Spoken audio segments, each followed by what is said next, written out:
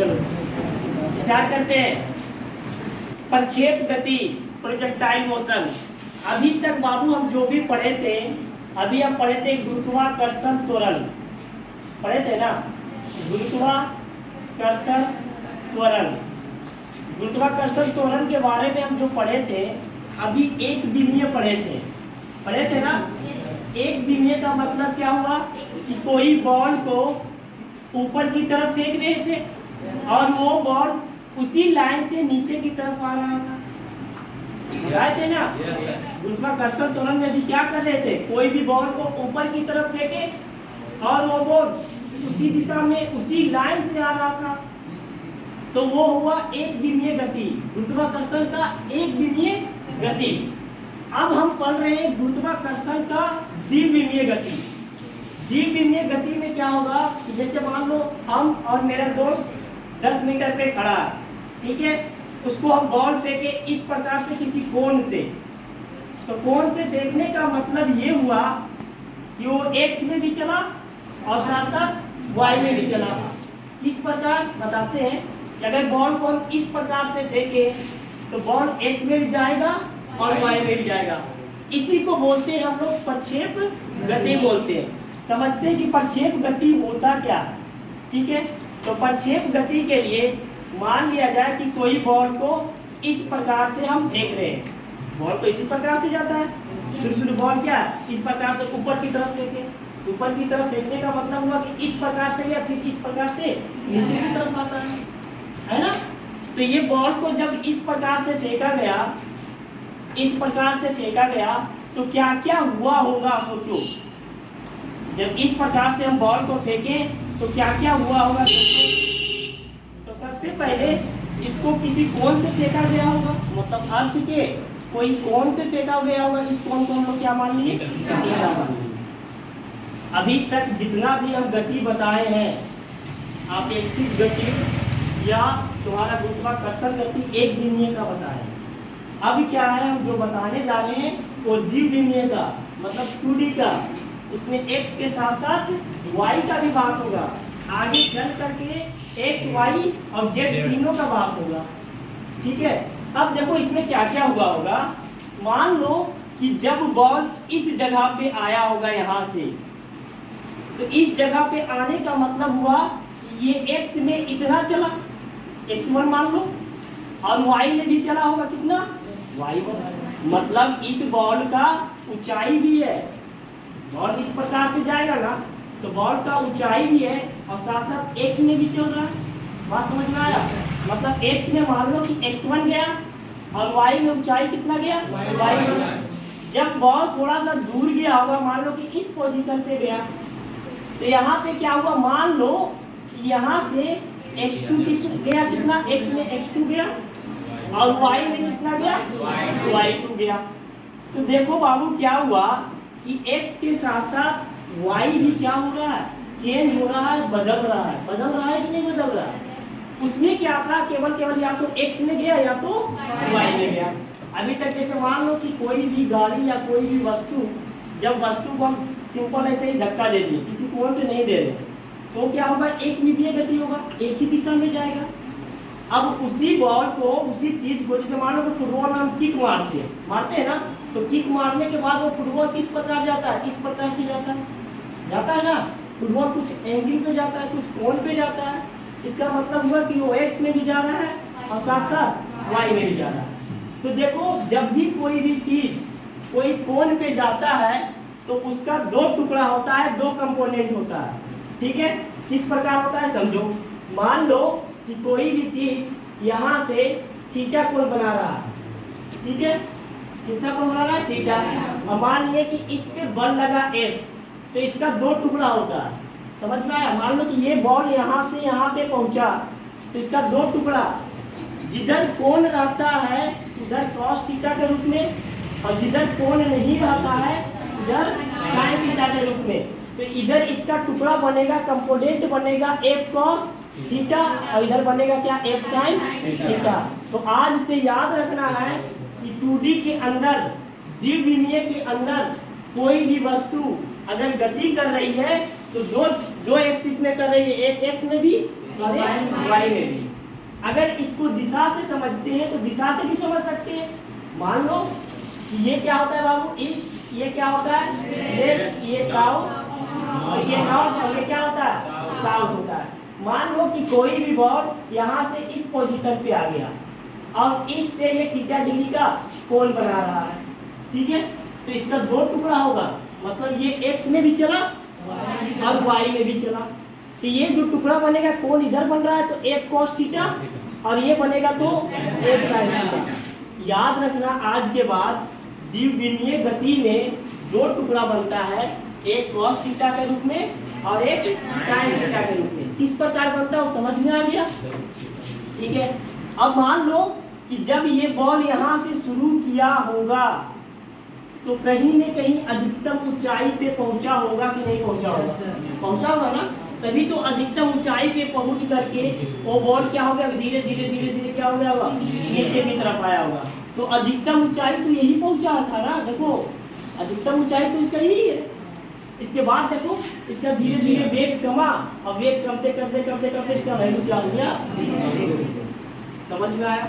तो याद रखना जब भी कोई बॉल को अगर हम कुछ कोण से फेंकते हैं तो शुरू में उसका वेग क्या होता है, बढ़ता है, फिर धीरे धीरे धीरे धीरे क्या होता है, घटते चला जाता है। फिर यहाँ से वेग धीरे धीरे धीरे धीरे धीरे धीरे क्या होता है, पहले यहाँ से वेग क्या हो गया जीरो, जीरो से फिर बढ़ा, फिर बढ़ते बढ़ते बढ़ते बढ़ते क्या हो गया फिर।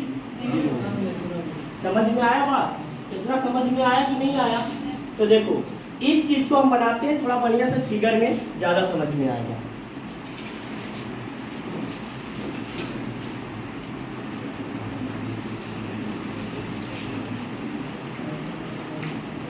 अगर मान लिया जाए ये बॉल कुछ इस तरीके से फेंक रहे हैं, ठीक है, कुछ इस तरीके से बॉल को फेंके, इसको बोलते हैं प्रक्षेप की गति। याद रखना इसको क्या बोलते हैं, प्रक्षेप की गति या प्रोजेक्टाइल मोशन के नाम से जाना जाता है, ठीक है। तो ध्यान समझना, ये अगर थीटा कोण से बना रहा है तो यहाँ पे अगर मान लो कि इसका, मान लो कि ये पोजीशन यहाँ से यहाँ आ गया, ठीक है।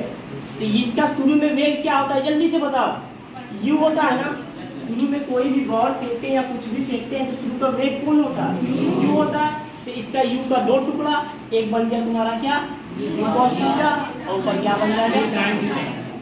इतना समझ में आ गया, कोई दिक्कत, मतलब x में किस वेग से चल रहा है, यू cos थीटा से, और y में किससे चल रहा है, sin थीटा।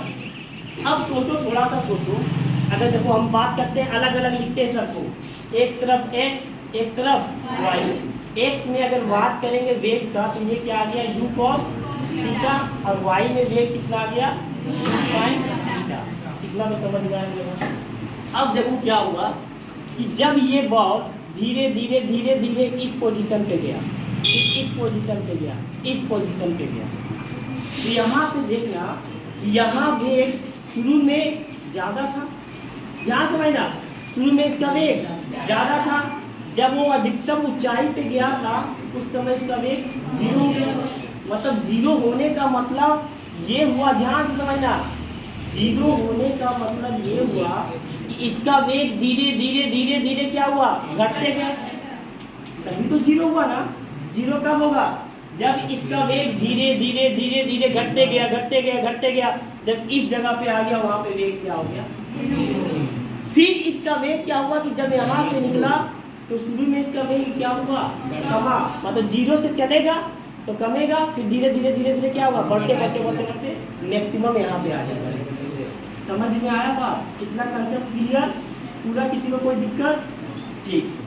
तो यहाँ पे अगर बात करते हैं कि अगर त्वरण का बात करेंगे तो त्वरण किस दिशा में होगा, एक्स में होगा या वाई में होगा। अब सोचो कि जब बॉल इस जगह पे गया होगा, ठीक है, तो वेग की वजह से ये ऊपर तक आया होगा।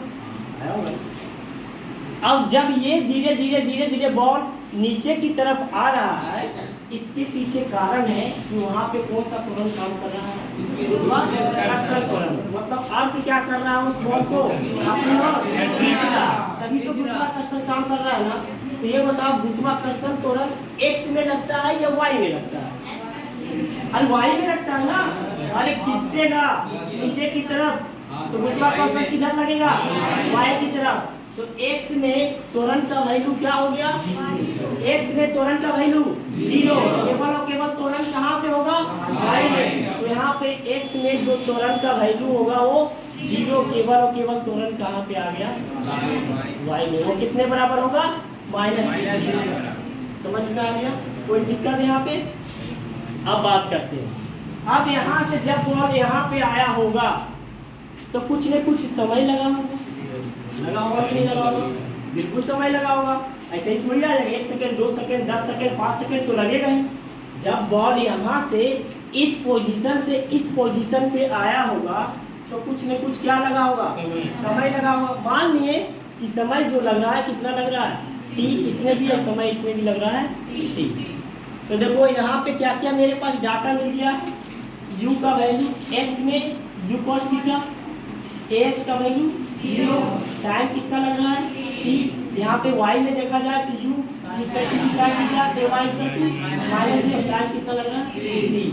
अब जितना भी इक्वेशन हम बनाते हैं, जैसे मान लो v = u + at, क्या क्या वैल्यू आता है, हमको u का वैल्यू चाहिए, u का वैल्यू निकल चुका है, a का वैल्यू चाहिए, a का वैल्यू भी निकल चुका है, टाइम चाहिए तो टाइम को कभी t मान लेते हैं, बाद में क्या करेंगे, निकालने में इसका वैल्यू।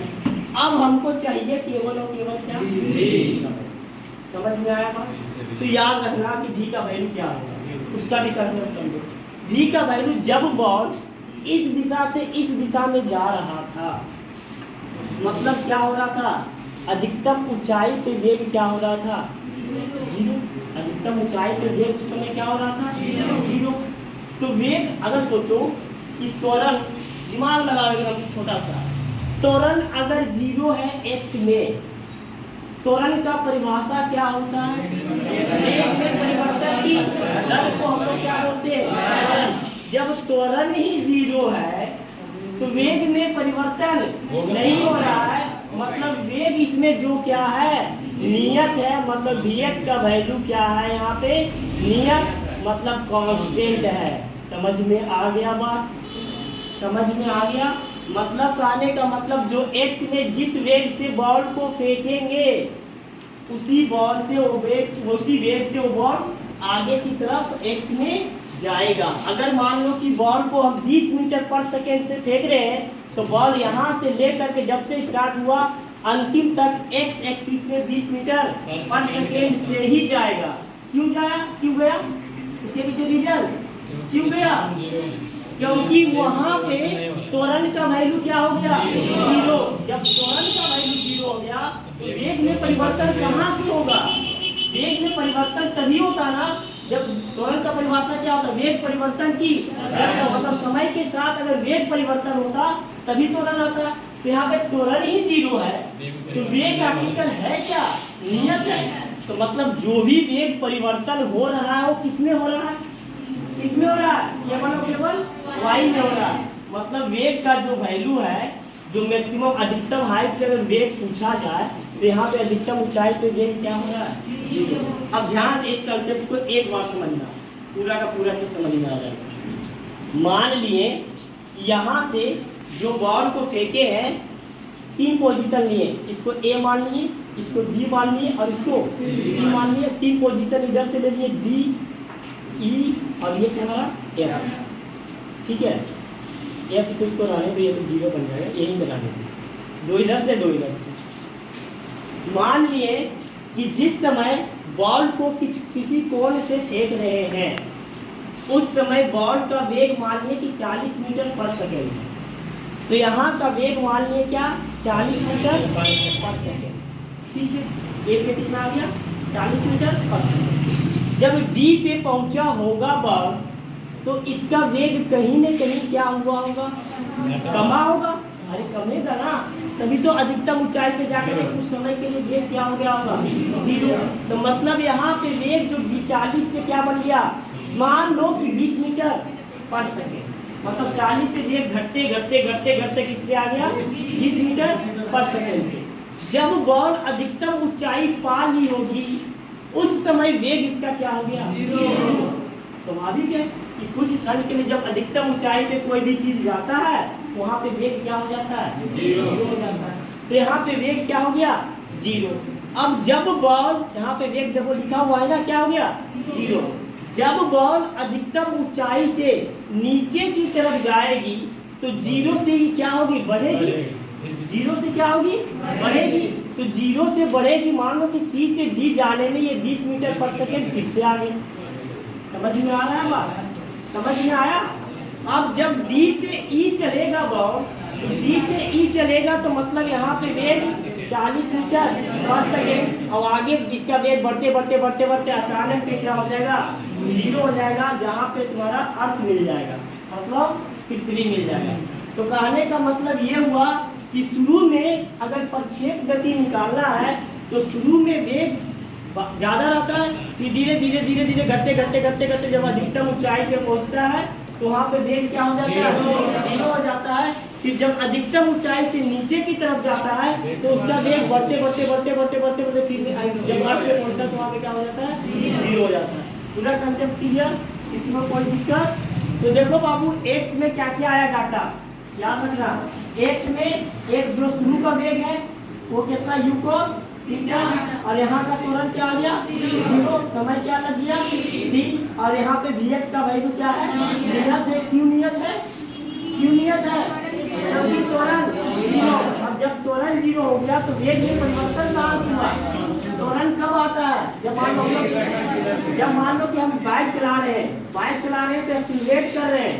तो एक्सीलरेट करने का मतलब ये हुआ कि वेग क्या हो रहा है, परिवर्तन हो रहा है। अब वेग परिवर्तन हो रहा है तभी तो क्या आता है, त्वरण आता है। अब इसमें त्वरण तो है ही नहीं, इसमें तुम्हारा वेग, तुम्हारा त्वरण है ही नहीं एक्स में, तो एक्स में त्वरण नहीं है। तो मतलब क्या हुआ कि तुम्हारा वहाँ पे भी क्या है, नियत है, कांस्टेंट। समझ में आ गया। अब वाई का थोड़ा सा चर्चा करते हैं। तो देखो बाबू, ये जो यहाँ जो बॉल फेंके वो थीटा कौन से फेंके हैं, तो इसका दो टुकड़ा बताए थे, एक एक्स एक्सिस में cos थीटा और वाई एक्सिस में क्या बताए थे, sin थीटा बताए थे। तो वाई में देखा जाए तो वाई में जो आएगा u equal to u sin theta आएगा, u इक्वल टू क्या आएगा, u sin थीटा आएगा। क्यों sin थीटा आएगा, क्योंकि वाई का देखना है। तो वाई में कितना आ गया, u sin थीटा। यहाँ पे ए वाई जो होगा, यहाँ पे त्वरण जो होगा, ये बॉल को नीचे लाने का कौन काम कर रहा है, कौन सा त्वरण काम कर रहा है, गुरुत्वाकर्षण त्वरण। अब गुरुत्वाकर्षण त्वरण हरदम क्या होता है, नेगेटिव होता है। तो ए वाई इक्वल टू कितना आ गया, माइनस जी। अब मान लिए है कि इस बॉल को यहाँ से यहाँ तक पहुँचने में कितना समय लगा, और यहाँ पे एक्स का वैल्यू क्या हो गया, क्यों जीरो हुआ, जीरो क्यों हुआ, एक्स का वैल्यू जीरो क्यों, क्योंकि जो भी वेग यहाँ पे क्या है तुम्हारा, नियत है। तो जो भी वेग होगा ये तुम्हारा, सॉरी vx नहीं, यहाँ vx तो तुम्हारा क्या है, नियत। यहाँ vy क्या हो जाएगा, जीरो। कहाँ पे होगा, अधिकतम ऊंचाई पे, अधिकतम ऊंचाई पे vy का वैल्यू क्या होता है, जीरो होता है। इतना समझ में आ गया, पहले इसको नोट करो, उसके बाद